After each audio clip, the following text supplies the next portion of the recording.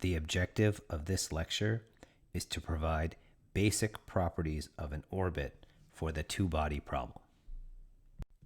This lecture will be divided into the following parts. First, we will provide the basics of an orbit. And in particular, we will describe briefly elliptic orbits,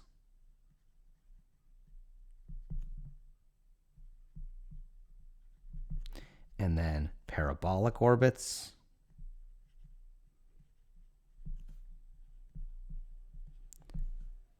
and then finally hyperbolic orbits.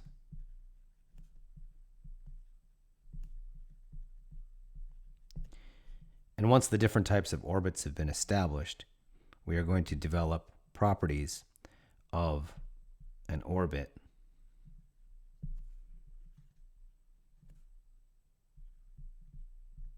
using an elliptic orbit as the basis. And the properties we will focus on will be the following. First, we will define the periapsis and apoapsis radii. Second, we will define the semi-major axis and the semi-minor axes. So this will be the semi-major and semi-minor axes.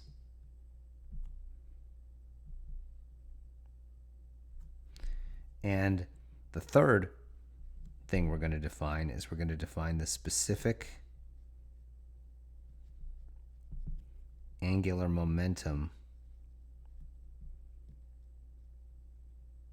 And this is going to be both magnitude and direction. Before we had actually defined the vector, we're going to also deal with the magnitude this time around.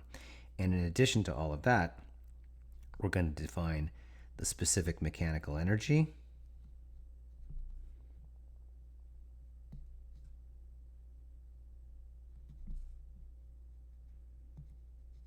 the flight path angle,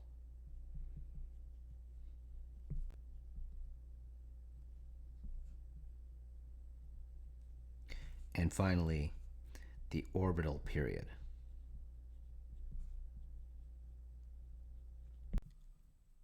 And the last part of this lecture will focus on more details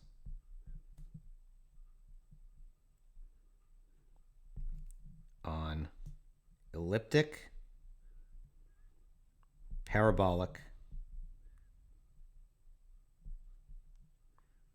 and hyperbolic orbits.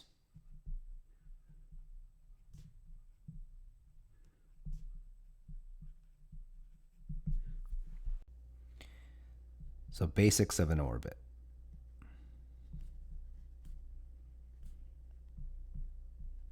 So this starts with the orbit equation. So recall the orbit equation,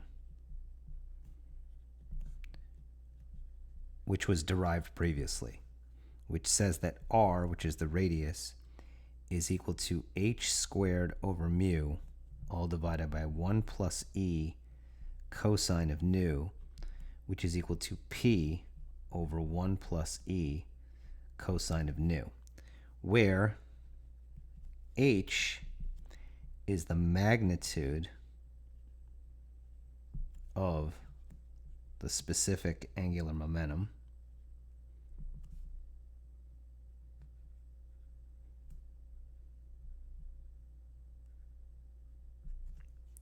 and p is the parameter, also called the semi-lattice rectum, and then E is the eccentricity,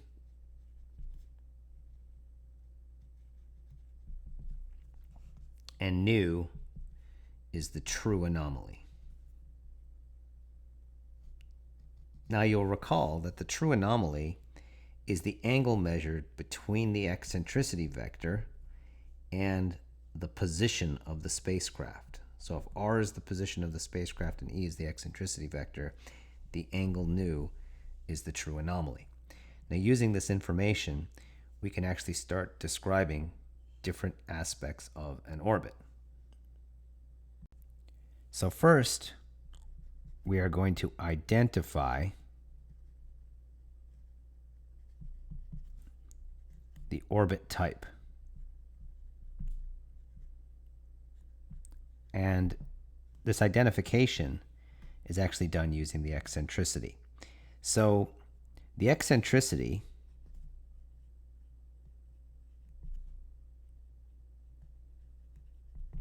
E is the magnitude of the eccentricity vector.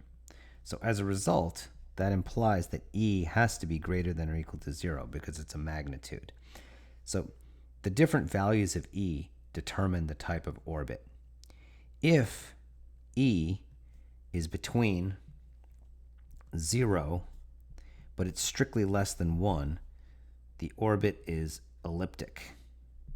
So basically it's an ellipse. If E is equal to 1, it's a parabola.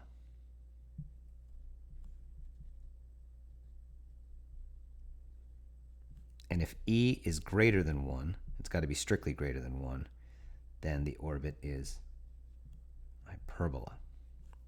Now we're going to focus in this lecture with the properties of an elliptic orbit, because once we've defined the properties of an elliptic orbit, we can move on and we can figure out what happens in the cases of a parabola and a hyperbola. We'll do that afterwards.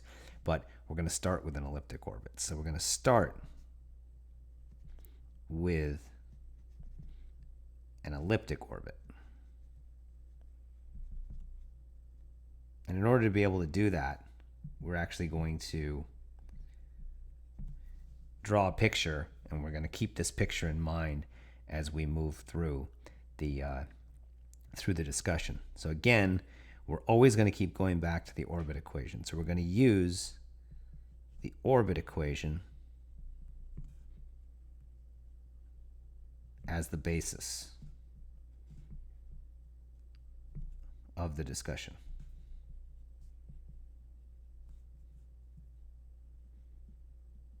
So that, of course, implies that r is equal to p over 1 plus e cosine of nu, and we're dealing with the case of an ellipse, so 0 is less than or equal to e is less than 1, because that's the case we're going to focus on, which is an ellipse. So let's start by drawing a picture of an ellipse. So here's my ellipse.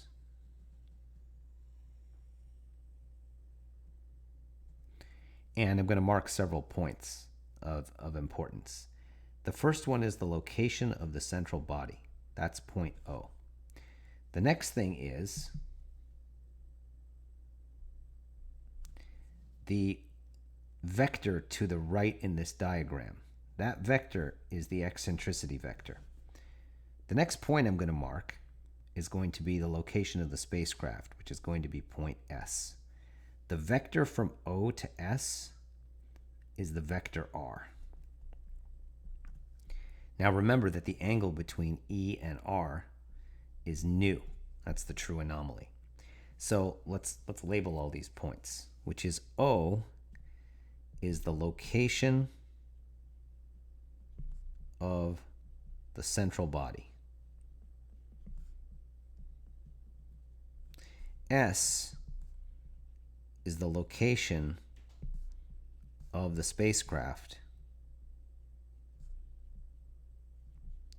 on the orbit. Now, you can see from this diagram that there's a point on the orbit where the spacecraft is closest to the central body, and there's a point where the spacecraft is furthest away. The point where the spacecraft is closest to the central body is going to be denoted P. P is what's called the periapsis, and it's equal to the closest point on the orbit.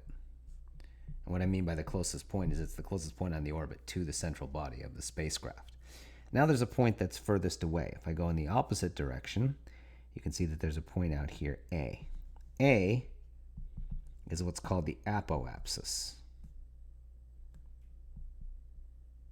And it's equal to the furthest point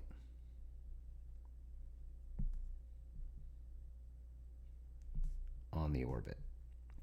Now what's important also, although we don't use it a lot, but we are going to use it, there's a vacant focus, and that vacant focus is here at a point I'm going to call O prime. So O prime is the vacant focus.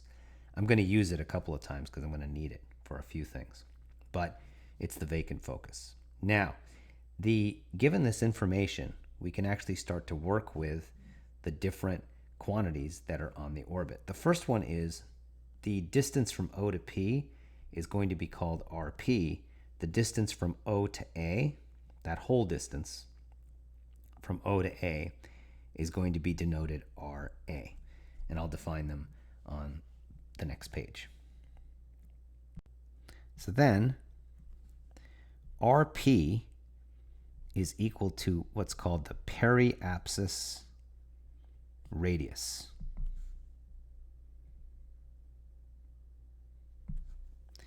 And it's the shortest distance on the orbit because the point P is the closest point. And RA is what's called the Apoapsis Radius. Now, how do we figure these things out? So from the orbit equation,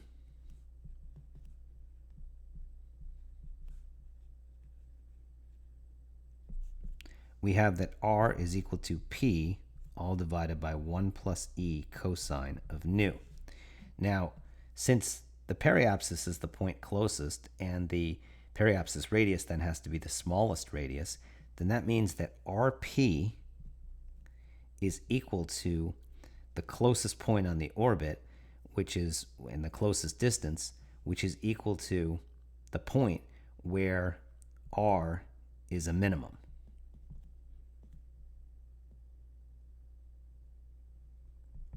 And RA is equal to where R is a maximum. Well, R is a minimum when nu equals 0. Because if I put in nu equals 0, I get cosine of 0, which is equal to 1, which makes the denominator the largest, which is equal to P over 1 plus E. RA is when the denominator is the smallest, and that's when nu equals pi, and that's equal to P over 1 minus E, because cosine of pi is negative 1. So from this, I can actually now start defining other properties of the orbit, because I now have the periapsis radius and the apoapsis radius. So then, using RP and RA, we can define the following.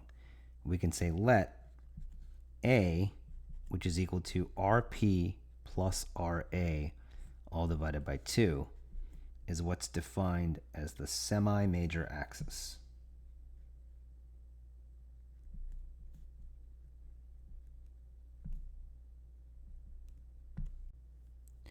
Now what we can do is we can substitute in the expressions for RP and RA. And what we get is we get the following. We get that A is equal to, well, RP is equal to P over 1 plus E. And then RA is equal to P over 1 minus E, all divided by 2, which is then equal to 1/2, and we have the following, times P over 1 plus E plus P over 1 minus E,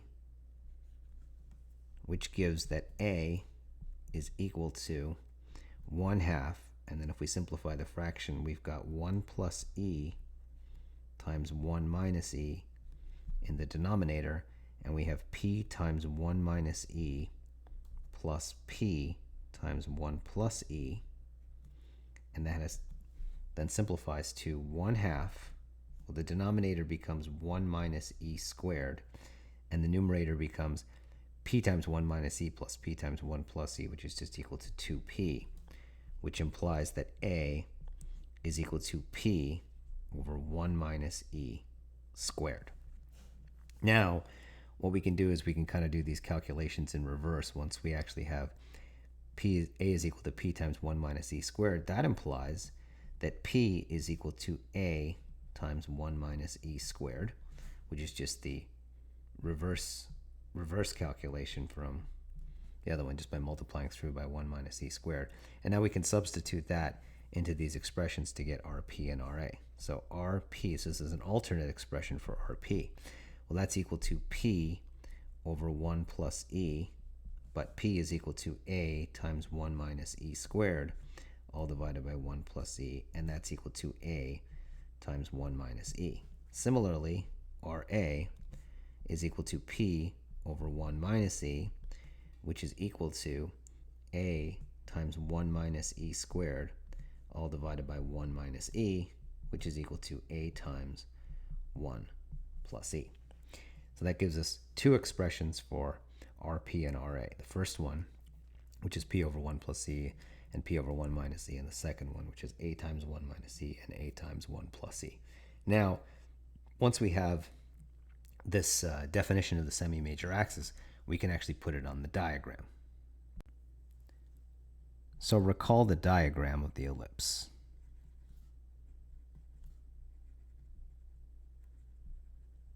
Which looks as follows. So on this diagram, I'm going to label the center of the ellipse as point C. So there's point C, that's the center of the ellipse. Now, because it's the center of the ellipse, the distance from C to P has to be the same as the distance from C to A. So they both have to be A, because the entire long side of the ellipse has to be twice the semi-major axis, which is the major axis. So the distance from P to A, this distance is 2A. And it's what's referred to as the major axis. So A is the semi-major axis, and 2A is the major axis. Now I'm going to deal with the top and bottom of the ellipse. So the distance from the top of the ellipse to the bottom of the ellipse, the way I have this set up, that distance is what's going to be called the minor axis. And the minor axis is going to be labeled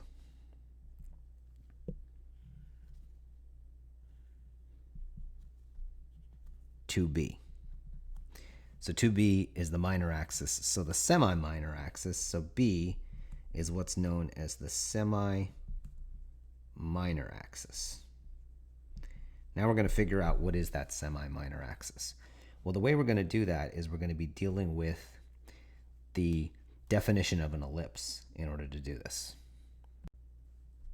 So an ellipse is defined as follows.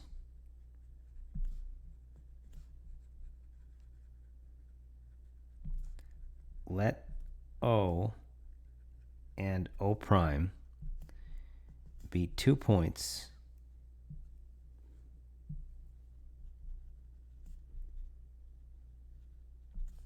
fixed in a plane. Then any point on the ellipse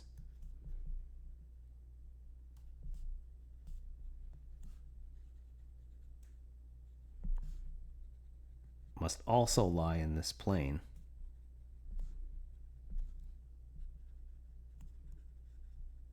such that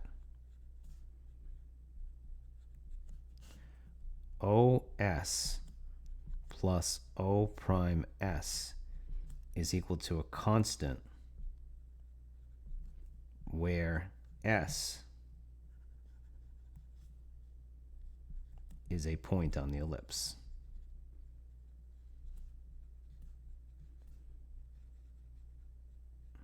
Now, in this particular case, if you go back to the diagram, you'll actually see that that implies that the distance from the focus O to the spacecraft, which is OS, plus the distance from O prime, which is the vacant focus, to the spacecraft must be a constant.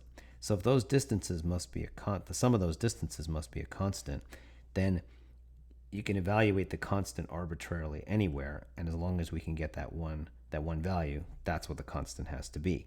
So we're going to evaluate the constant at nu equals 0. So at nu equals 0,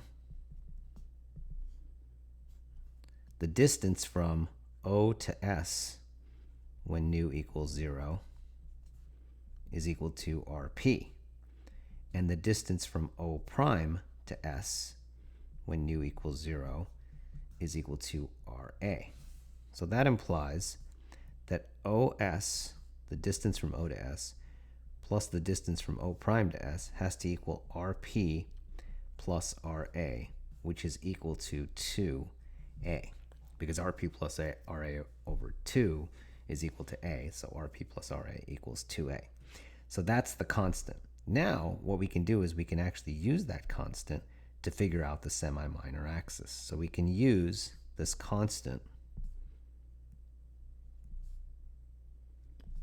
to determine B. And this is how we do it. So recall again the diagram.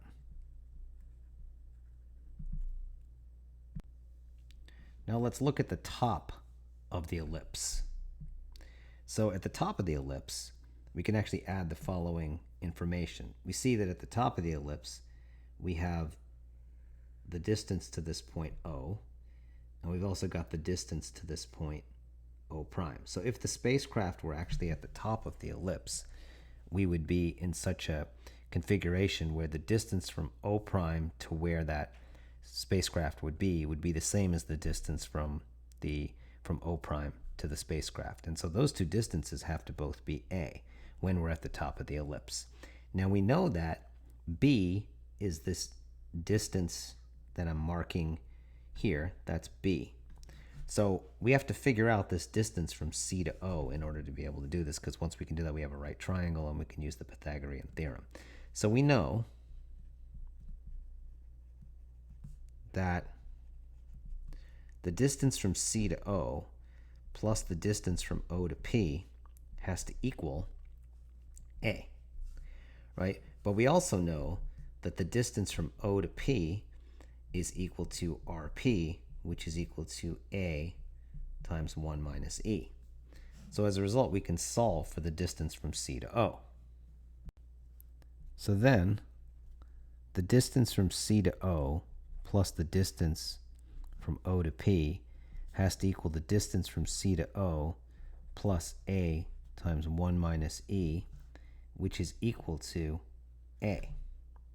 So that implies that the distance from C to O plus A minus AE has to equal A, which implies that the distance from C to O has to equal A times E. And we can actually now put that on the diagram. So we label the distance from C to O as AE. So now we can see that we have a right triangle, and we can solve for the semi-minor axis using this right triangle. So then we have the following right triangle.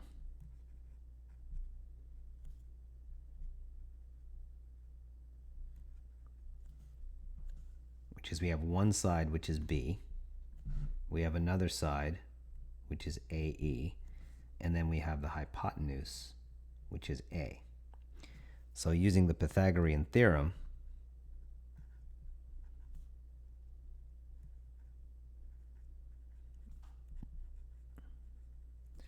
that implies that B squared plus AE squared has to equal A squared, which implies that B squared plus A squared E squared has to equal A squared, which implies that B squared has to equal A squared times 1 minus E squared, from which we obtain that B is equal to A times the square root of 1 minus e squared. And that's the semi-minor axis.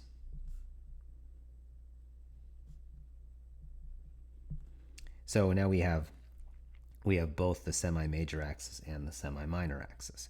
And so we're done with this part of the discussion. So next we're going to move on to more properties of the specific angular momentum. And in particular, we're going to focus on some more quantitative aspects of the specific angular momentum. So recall that the specific angular momentum is equal to r crossed with vi, where vi is the inertial velocity and r is the position of the spacecraft relative to the central body. So let's draw a little diagram here to see what this looks like. You remember that the eccentricity vector is off to the right, and this direction along the eccentricity vector was called px. The position is the vector from O to S, and that was labeled r. The angle here, of course, is the true anomaly. So we're going to define a basis. We're going to define this basis as follows. We're going to say UR is along R. And then we're going to put UZ out of the page.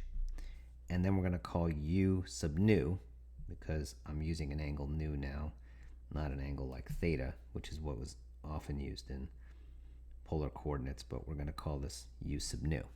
So UR is going to equal r divided by its magnitude, which is just equal to r divided by the radius.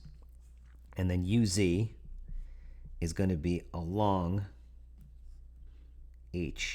hi, because remember that this direction uz is also the direction of hi. And then I'm going to define u sub nu to equal uz crossed with ur. Now, from this basis that I've defined, we have that the position of the spacecraft relative to the central body is equal to RUR. And in addition to that, we also have that the angular velocity of this frame, I'm going to call this frame U, relative to the inertial frame is equal to nu dot times UZ. So this basis is going to be fixed in this frame that I'm calling U.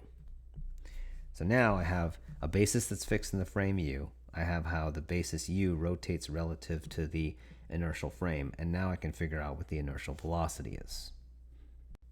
So then, the inertial velocity is equal to the rate of change of the position in the inertial frame, which is equal to the rate of change in frame U plus the angular velocity of U in I crossed with the position.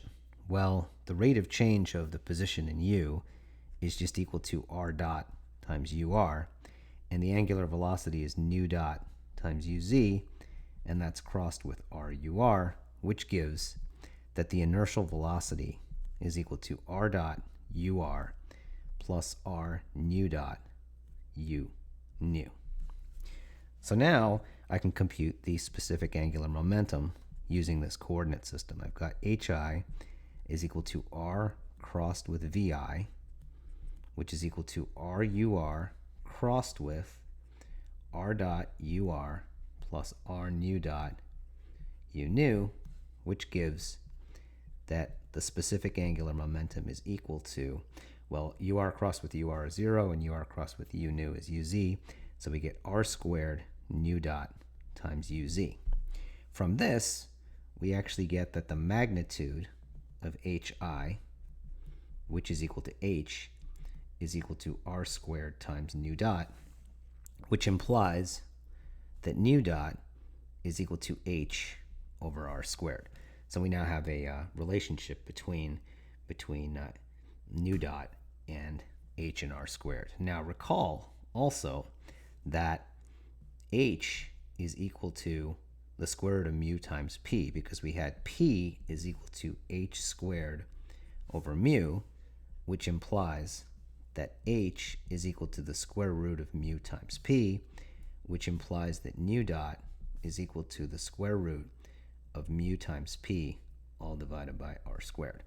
And that could also be useful in future calculations. So now we actually have a way of being able to figure out the rate of change of the true anomaly in terms of the parameter, or the semilattice rectum.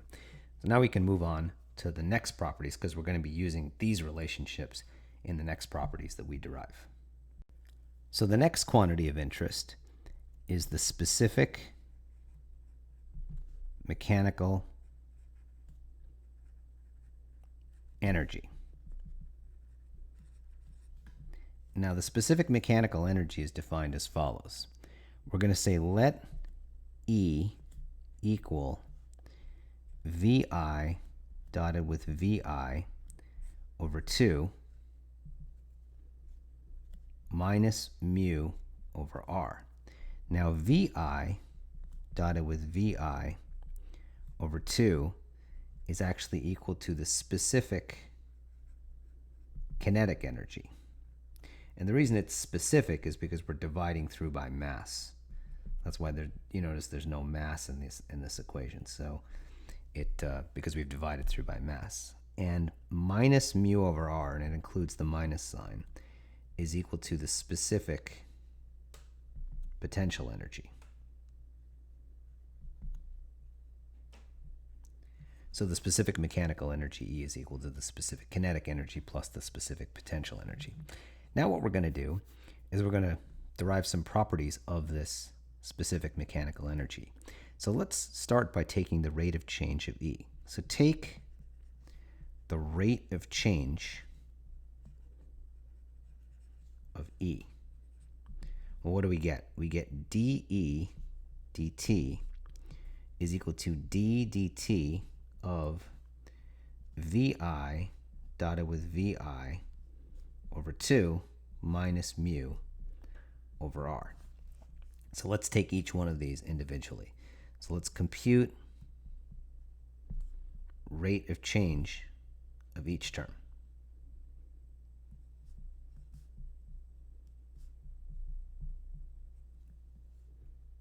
So first, we have that d dt of VI dotted with VI over 2 is equal to 1/2 d dt of VI dotted with VI. But remember that VI dotted with VI is a scalar, so I can arbitrarily take the rate of change in any frame I want to. So I'm arbitrarily going to take the rate of change in frame I. So this is equal to 1/2 d dt in I of VI dotted with VI, which is equal to 1/2, well, it's a product rule, right? So it's going to be the rate of change of the first dotted with the second plus the first dotted with the rate of change of the second. So the rate of change of the first, which is the rate of change in I of the inertial velocity, is the inertial acceleration. So I get AI dotted with VI. And the same thing goes for the second term. It's the first dotted with the rate of change of the second, which is VI dotted with AI. But AI dotted with VI is the same thing as VI dotted with AI because the scalar product is commutative, so I get 2 of them. So this gives me 1/2 of 2 of VI dotted with AI. And that's just equal to VI dotted with AI, which is also equal to AI dotted with VI. So now we can work with that. That's the first term. Next, we know that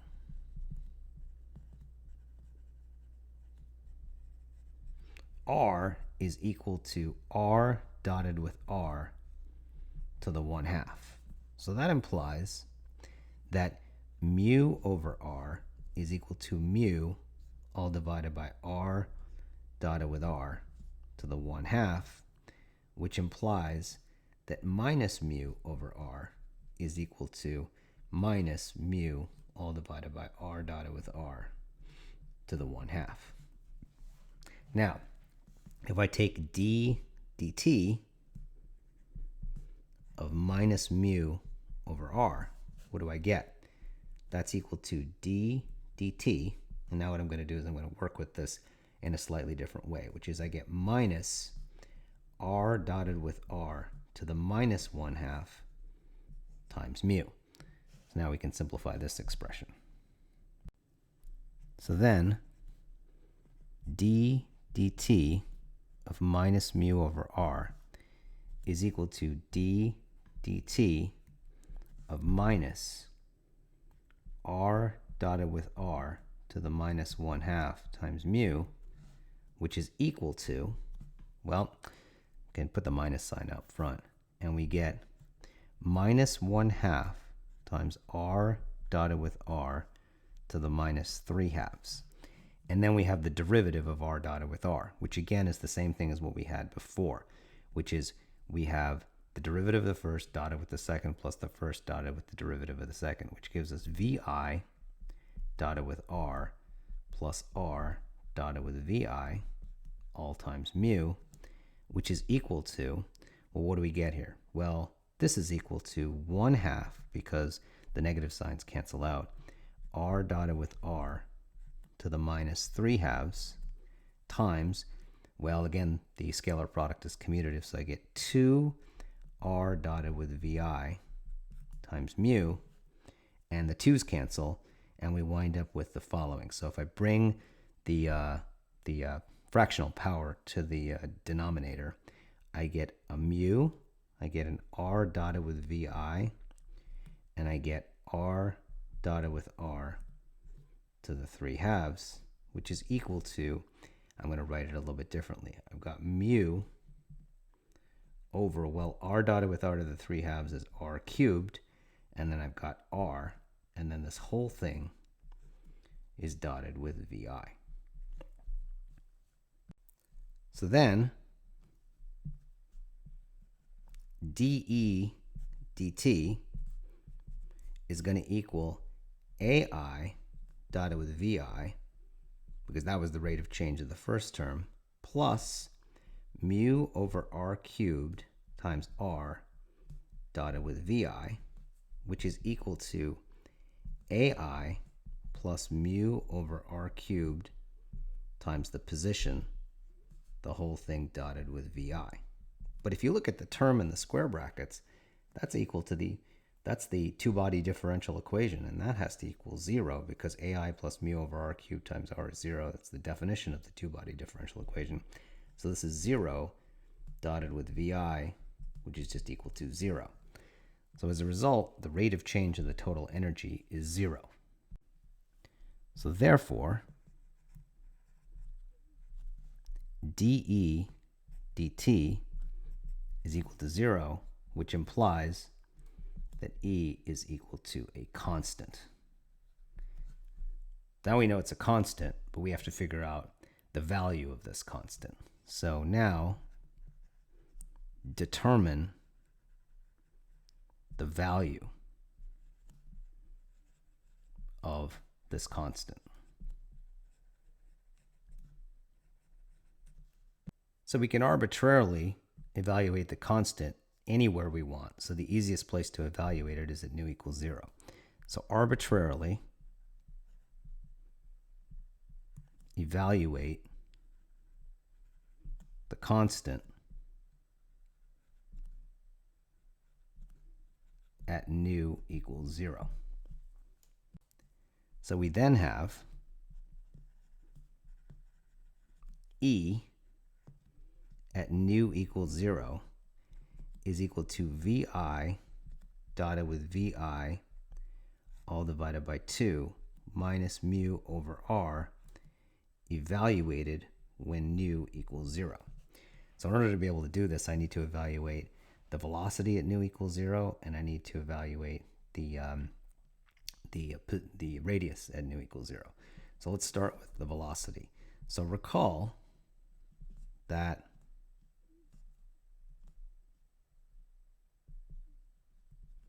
vi is equal to r dot ur plus r nu dot u nu.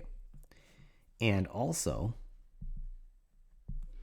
r is equal to p over 1 plus e cosine of nu. Now, because r is equal to p over 1 plus e cosine of nu, if I take the rate of change of r, I get the following. Well, p over 1 plus e cosine of nu is p times 1 plus e cosine of nu to the minus 2. So this is equal to p over 1 plus e cosine of nu squared times the rate of change of 1 plus e cosine of nu, which gives me an e, and it gives me a sine of nu, and it gives a nu dot. But there's a negative sign because the derivative of cosine is negative sign, but I already had a negative sign from the fact that 1 plus e cosine of nu was in the denominator, which gave me another negative sign. So this is the rate of change of r. And now I can use this information to be able to simplify this a little bit more. So then r dot is equal to pe sine of nu all divided by 1 plus e cosine of nu squared times nu dot. But I can multiply the numerator and denominator through by p, so I get p squared e times the sine of nu all divided by 1 plus e cosine of nu squared. But since I've multiplied the numerator by p, I also have to multiply the denominator by p, and then I multiply by nu dot. And the reason I do that is because now what I can do is I can factor out the p squared over 1 plus e cosine of nu squared. And what I'm left with is I'm left with e sine of nu all divided by p times nu dot. But p squared over 1 plus e cosine of nu squared is p over 1 plus e cosine of nu, the whole thing squared, times e sine of nu all divided by p times nu dot. But recall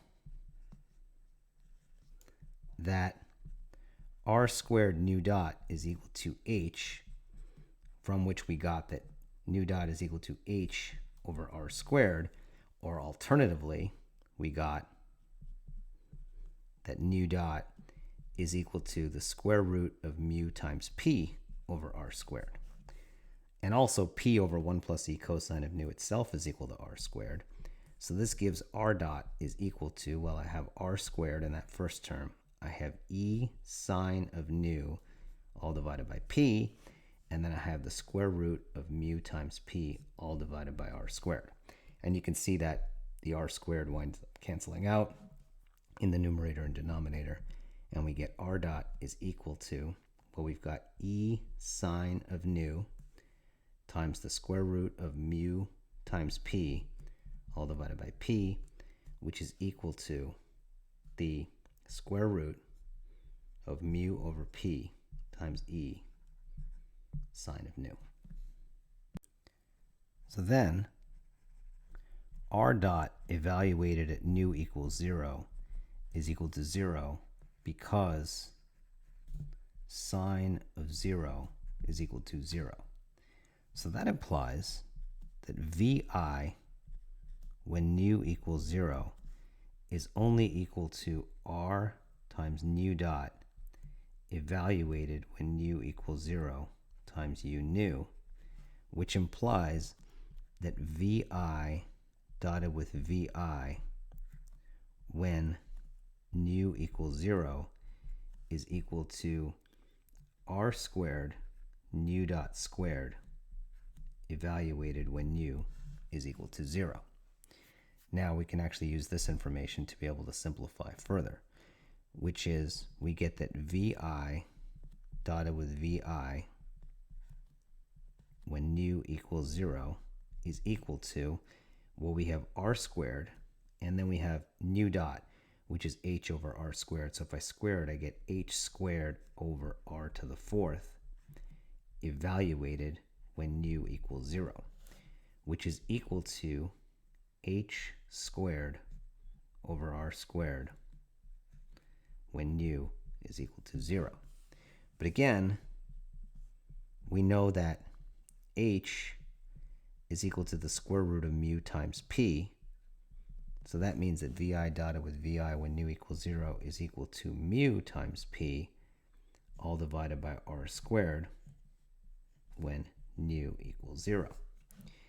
Now, R when nu equals 0 is equal to RP. That's the periapsis radius, which is equal to A times 1 minus E. So now I can substitute that into the above expression. So then, VI dotted with VI when nu equals 0 is equal to mu P over R squared when nu equals 0. But R when nu equals 0 is equal to the periapsis radius, which is equal to A times 1 minus E, and P is equal to A times 1 minus E squared, which implies that VI dotted with VI when nu equals 0 is equal to mu times A times 1 minus E squared, all divided by A squared times 1 minus E squared, which is equal to mu over A times 1 minus E times 1 plus E, all divided by 1 minus E times 1 minus E, which is equal to mu over A, and we get 1 plus E over 1 minus E. So that implies, if I take half of that, VI dotted with VI all divided by 2 when nu equals 0 is equal to mu over 2A times 1 plus E over 1 minus E. So that's the first term. So next, minus mu over R when nu equals 0 is equal to minus mu all divided by RP, which is equal to minus mu all divided by A times 1 minus E. So that gives that E when nu equals 0, add these two terms together, is equal to mu over 2A times 1 plus E over 1 minus E minus mu over A times 1 over 1 minus E, which is equal to, well, if I factor out the mu over A, I can also factor out the 1 over 1 minus E, and I'm left with the following, which is 1 plus E all divided by 2 minus 1. I factored out everything in the second term. And that's equal to mu over A over times 1 over 1 minus E.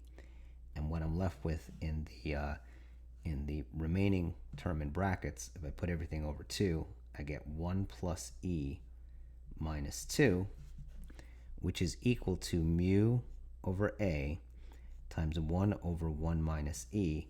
And then I have 1 plus E minus 2, which is equal to E minus 1 all divided by 2, which is equal to mu over A. And now I've got 1 over 1 minus E times 1 minus E all divided by 2, and then there's a negative sign in front of the whole thing, which gives me, well, now the 1 over 1 minus E, so the 1 minus E, sorry, cancels out, and we get minus mu over 2A.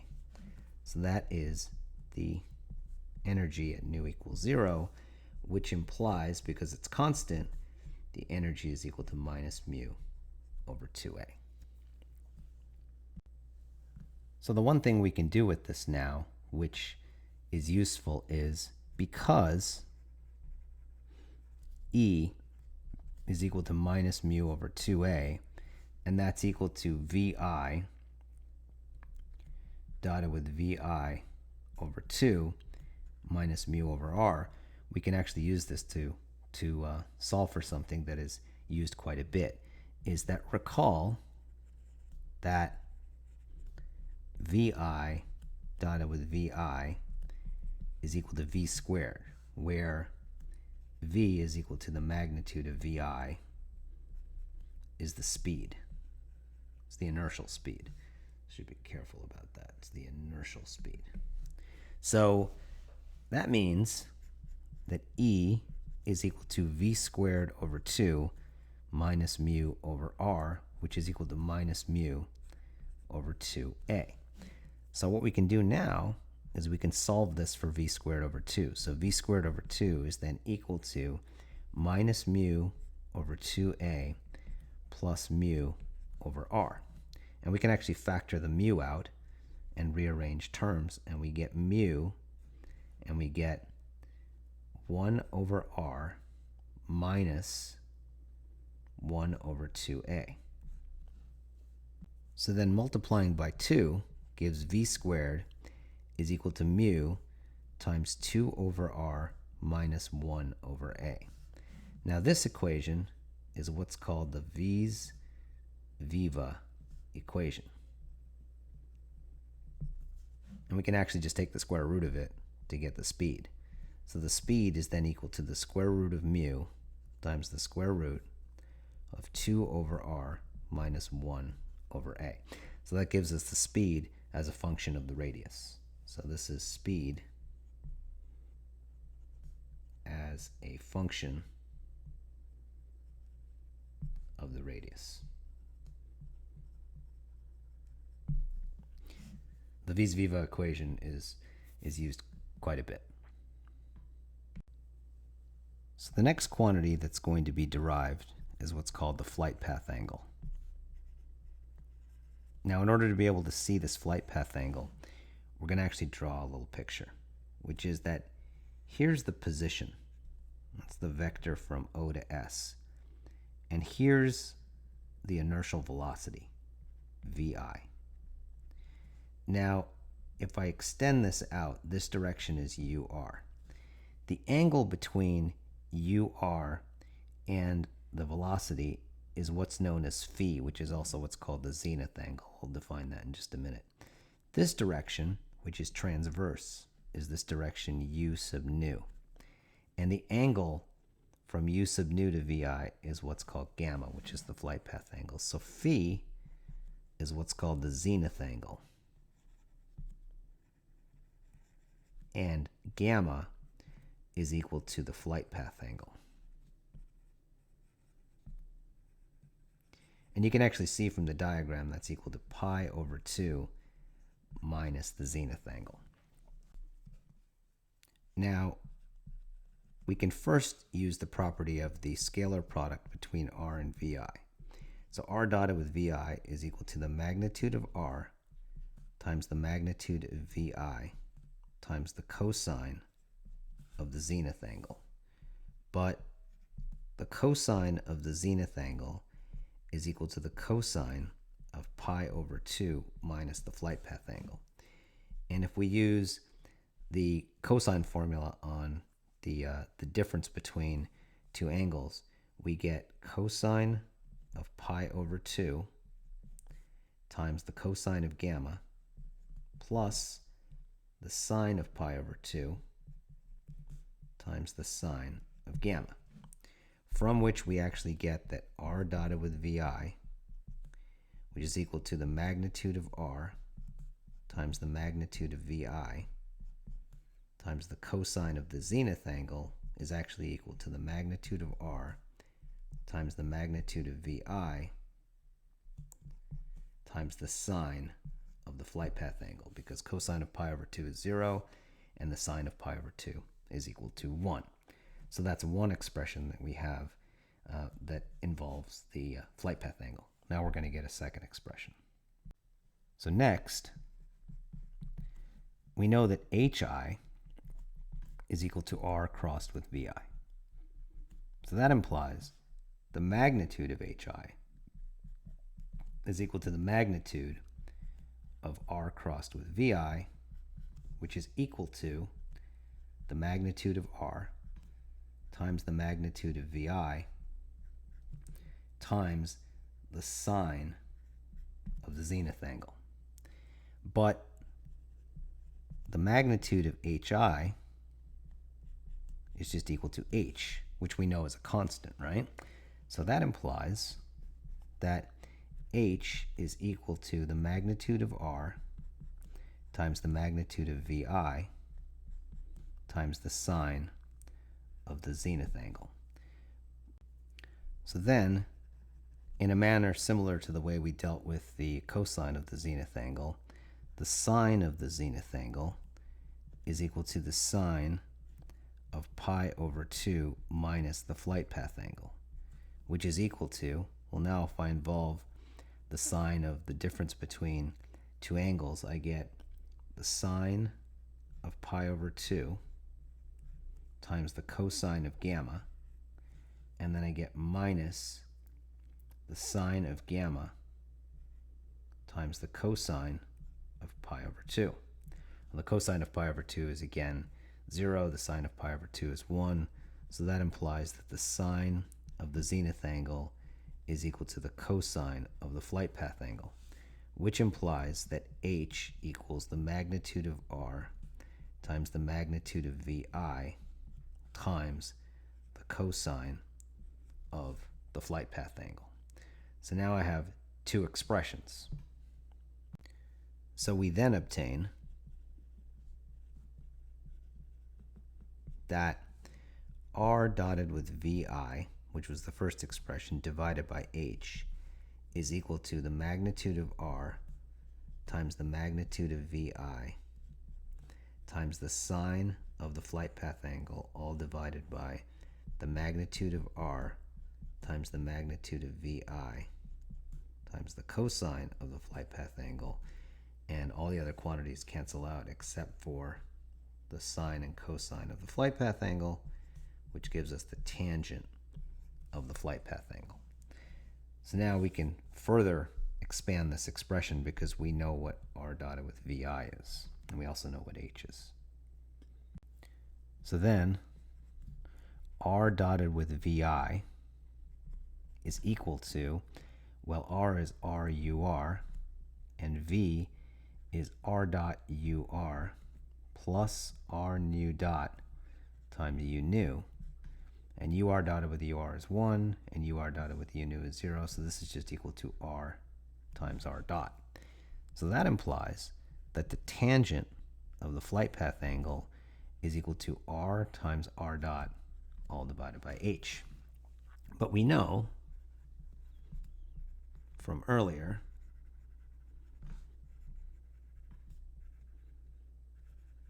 that R dot is equal to the square root of mu over p times E sine of nu, which is equal to the square root of mu p all divided by p times E sine of nu, which is equal to HE sine of nu all divided by p. So as a result, we get that the tangent of gamma is equal to R times HE sine of nu all divided by p all divided by h, which is then equal to RE sine of nu all divided by p. But from the orbit equation, R is equal to p over 1 plus E cosine of nu, which implies that the tangent of the flight path angle is equal to p over 1 plus E cosine of nu times E sine of nu all divided by p, which is equal to E sine of nu all divided by 1 plus E cosine of nu. So then the tangent of gamma is equal to E sine of nu all divided by 1 plus E cosine of nu. And we can see the following. So we can see that the tangent of gamma is going to equal 0 when nu equals 0 or pi. It's because at 0, sine of 0 is 0. At pi, sine of pi is also 0.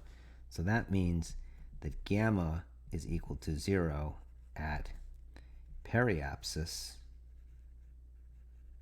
and apoapsis.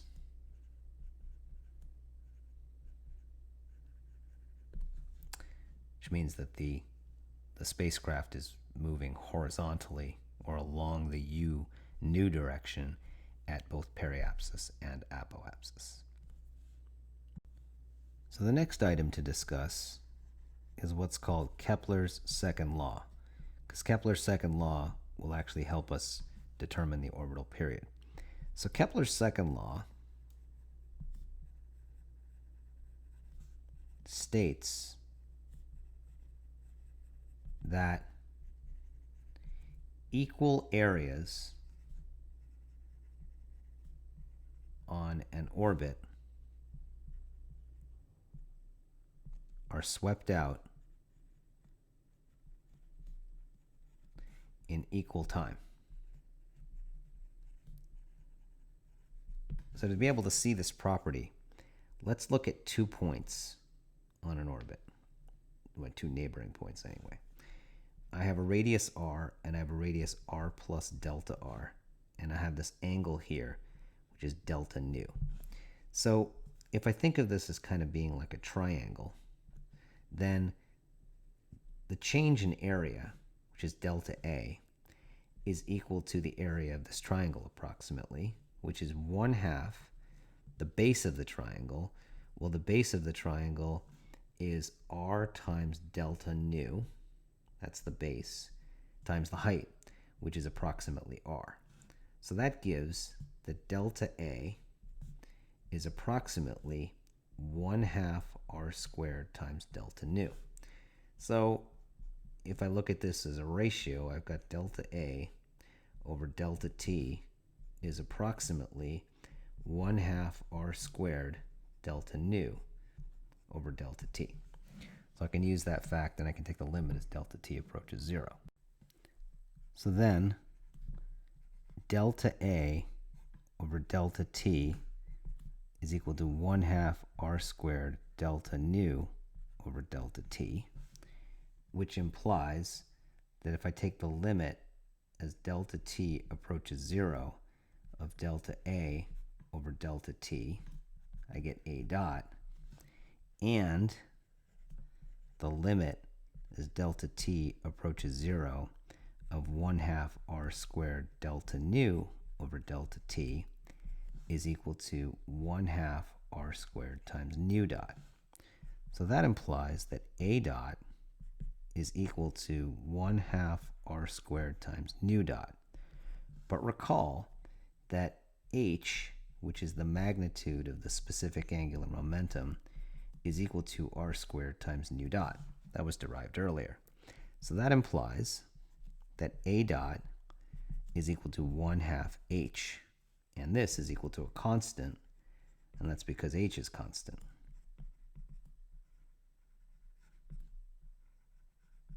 So now we can actually work with this, and we can integrate both sides.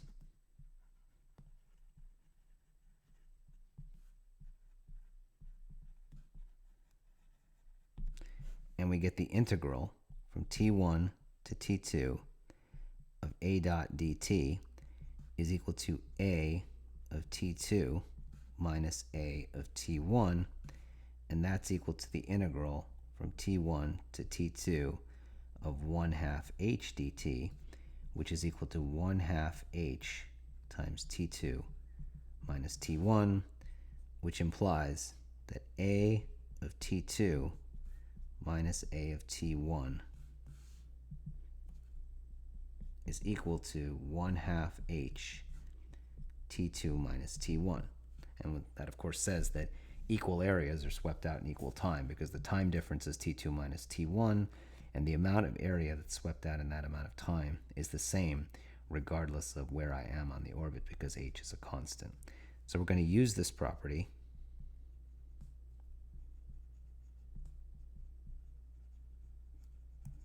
to determine the orbital period.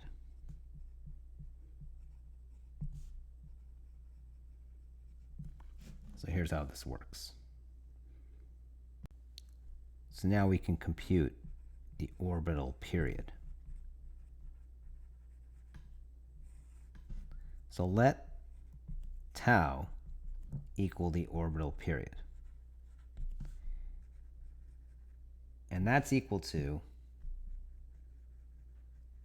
the time to go around one full sweep of the orbit. So we know that the area of an ellipse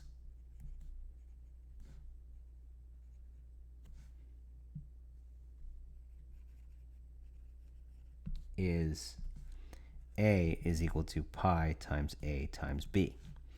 That's just the area of an ellipse. That's equal to pi times A, but B, which is the semi-minor axis, is equal to A times the square root of 1 minus E squared. And of course, that has to equal 1/2 h times tau, which is the time to go around the orbit once. So that implies that pi A squared times the square root of 1 minus E squared has to equal 1/2. Well, what's h equal to? H is equal to the square root of mu times p times tau. So then that equals pi A squared times the square root of 1 minus E squared is equal to 1/2 the square root of mu, and then p is equal to A times 1 minus E squared, so it's the square root of A times 1 minus E squared, and then again times tau. So that implies that pi A squared times the square root of 1 minus E squared is equal to 1/2 the square root of mu times the square root of A times the square root of 1 minus E squared times tau.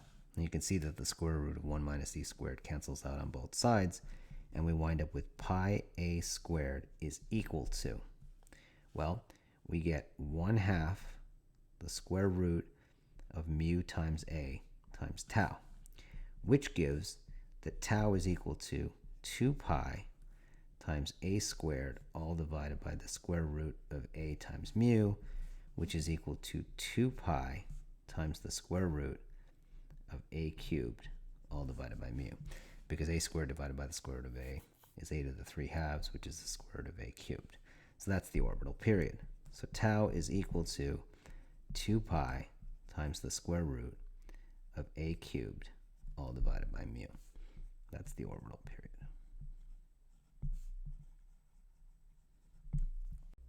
So the last part of this lecture is going to focus on more details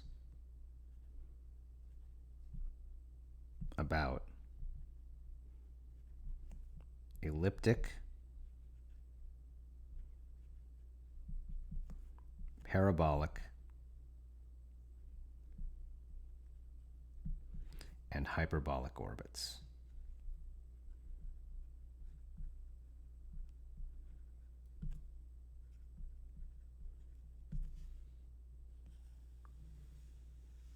So we'll start with an elliptic orbit.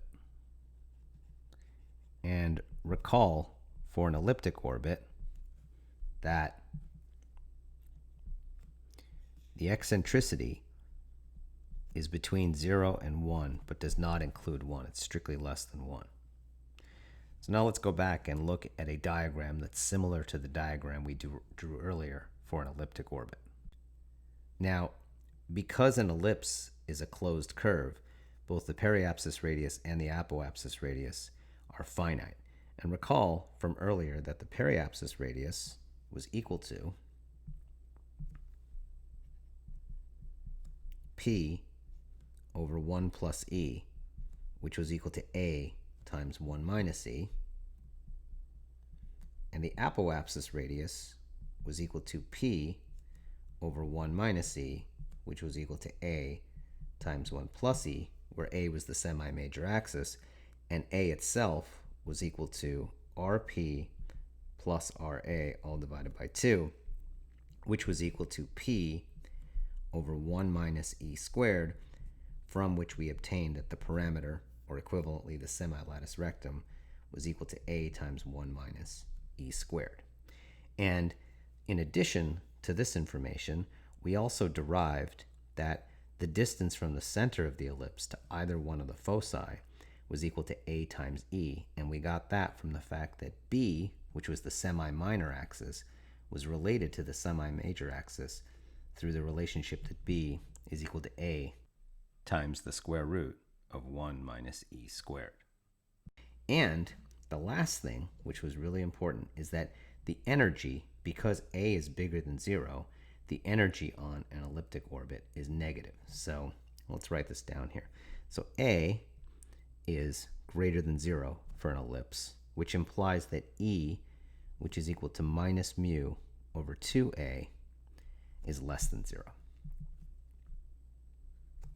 So those are the key properties for an ellipse. And now we'll move on to a parabola. So for a parabolic orbit, we have that e is exactly equal to 1. And what that means is that the orbit equation, in this case, which is p over 1 plus e cosine of nu, reduces to p over 1 plus cosine of nu. So recall that the cosine of pi is equal to negative 1. So that means that the limit as nu approaches pi of r, which is p over 1 plus cosine of nu, is equal to infinity, because we get 1 plus negative 1 in the denominator. So that means that when we look at the periapsis and the apoapsis radius, we actually get different results in this case. The periapsis radius stays the same. It's still p over 1 plus e, which is just equal to p over 2, because the eccentricity is equal to 1. But the apoapsis radius is equal to p over 1 minus e, which is actually equal to infinity. And now here's what this all looks like in a diagram. So we can see from the diagram that Rp is finite, but Ra is infinity.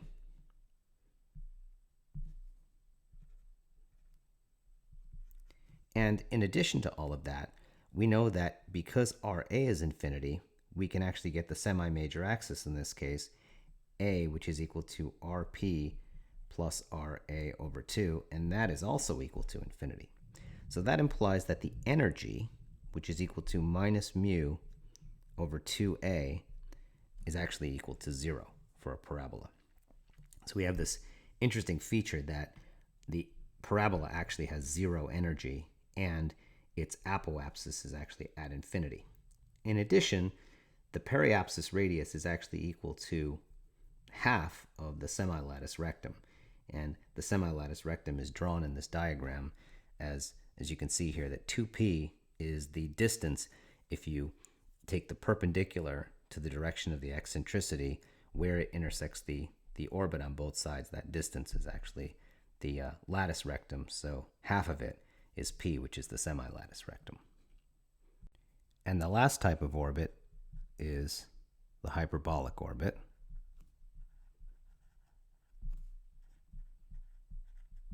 And the hyperbolic orbit is the case where e is greater than 1.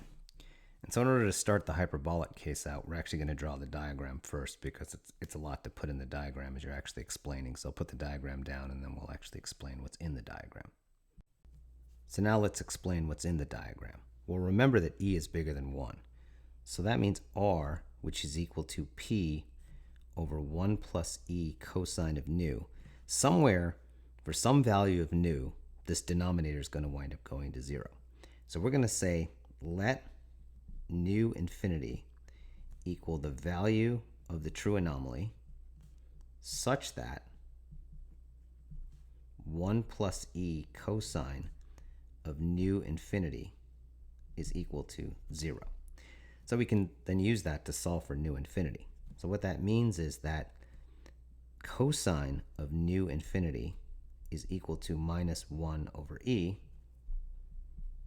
which implies that nu infinity is equal to the inverse cosine of minus 1 over e. Now, the significance of that is if you look at this diagram, you'll see that I have asymptotes. That's what these dashed lines are. And the hyperbola, only one of these hyperbolas is actually the real hyperbola. The other one's not a real orbit. It's actually a vacant orbit. So I have these two asymptotes. And this point O prime is actually the vacant focus. And you can see that in this case, it's actually off to the right instead of being off to the left, which it was in the case of an ellipse. And this orbit that's sitting here in the second half is actually a vacant orbit. What it means is that there's no spacecraft there. Nothing's actually over there. It's fictitious, right? And the center is actually here at point C in the middle of this diagram. And like I said, the dashed curves are the asymptotes. So the angle nu infinity is this angle right here.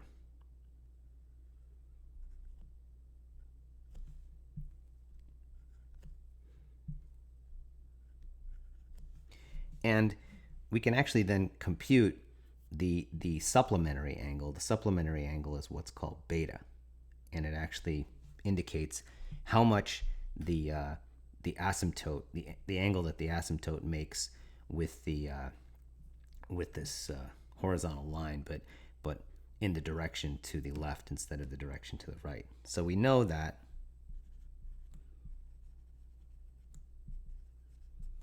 beta plus nu infinity has to equal pi. And from that, we can actually compute the cosine of the angle beta. So we then have that nu infinity is equal to pi minus beta, which implies that the cosine of nu infinity is equal to the cosine of pi minus beta, but that's equal to the cosine of pi times the cosine of beta plus the sine of pi times the sine of beta. So therefore, the cosine of nu infinity is equal to, well, the cosine of pi is -1, so this gives me minus the cosine of beta. But the cosine of nu infinity was equal to -1 over e, which implies that the cosine of beta is equal to 1 over e, which then implies that beta is equal to the inverse cosine of 1 over e. So that gives us the information about the angle beta. Now the last things we need to concern ourselves with, and this gets very confusing on a hyperbolic orbit, so we have to be really careful about how we actually describe this, and that has to do with the periapsis radius and the apoapsis radius. So the periapsis radius looks similar to what it was for an ellipse or a parabola, which is the periapsis radius, rp, is equal to p over 1 plus e, and that's perfectly well defined, and that's greater than 0. But the apoapsis radius is what's confusing, all right? The apoapsis is actually located right here at point A. I haven't labeled it until now. And you can see that the distance from O to P, that's RP, and that's greater than 0. But the apoapsis radius is equal to P over 1 minus E. But remember that E is bigger than 1, so this is actually less than 0. So the apoapsis is actually less than 0. So this distance from O to A, shall draw here, is actually not the apoapsis radius. This is actually equal to the absolute value of RA, which is actually equal to negative RA, because RA is negative, right? So as a result, what we actually wind up getting in this particular case, because the periapsis radius is that's the smallest distance on the orbit, and the apoapsis radius, which is actually negative, has a bigger magnitude. So what winds up happening is that the semi-major axis, which is equal to RP plus RA over 2, is itself less than 0. So as a result, we wind up with the following pieces of information, which is that the semi-major axis is less than 0. And as a result, the energy, which is equal to minus mu over 2a, is actually bigger than 0. So for a hyperbola, the energy is actually positive. So we have these 3 different results that we can now summarize as far as like different aspects of these orbits. So this is kind of a, synopsis of what we just learned. So the first thing is, for an ellipse or an elliptic orbit,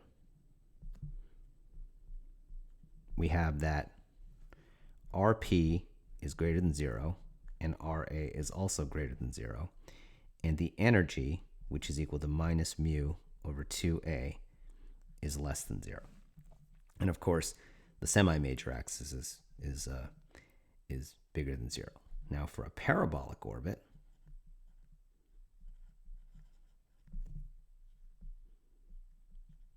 we have that RP is still bigger than 0, but RA is infinity. And what that results in is it results in the energy, which is equal to minus mu over 2a, is actually equal to 0, which is because the semi-major axis itself is infinity, right? So in this, if we want to like label this, we say the semi-major axis is greater than 0, but is less than infinity. Here, the semi-major axis is actually equal to infinity. And the last case is the hyperbolic orbit.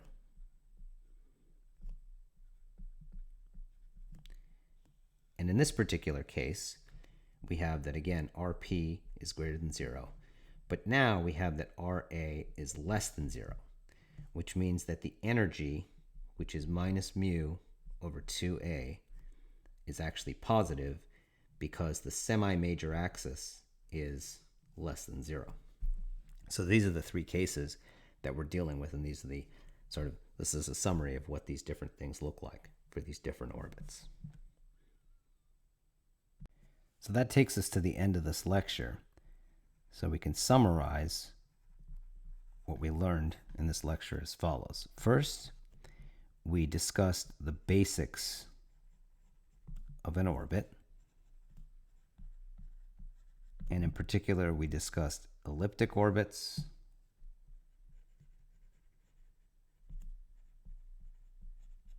and then parabolic orbits, and then hyperbolic orbits. And this was all done in reference to the value of the eccentricity. And then what we did was we derived key properties. And those key properties included the periapsis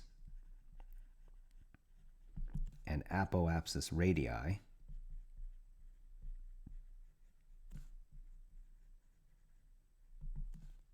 the semi-major and semi-minor axes, and then we derived several other properties. A deeper dive into the specific angular momentum,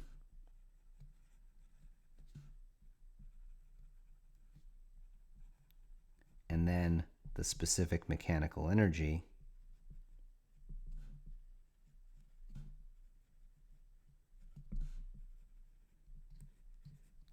and then we discussed the flight path angle, and then we briefly touched on Kepler's second law and used it to derive the orbital period.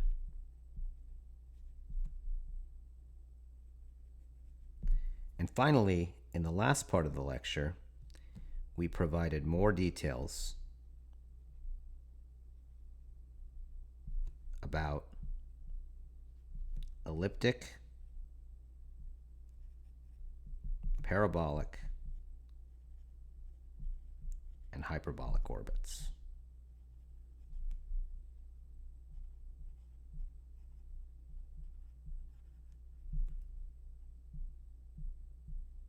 Now, all of this information that we've derived in this lecture is going to be used in the future in everything that we do. We need all of this information, because we can't characterize these orbits if we don't know all of this information. These quantities that we've derived and the geometries that we've shown for the different orbits are going to be extremely important as we move through future material in orbital mechanics and astrodynamics. But we'll stop this lecture here and we'll continue on with the material in the next lecture.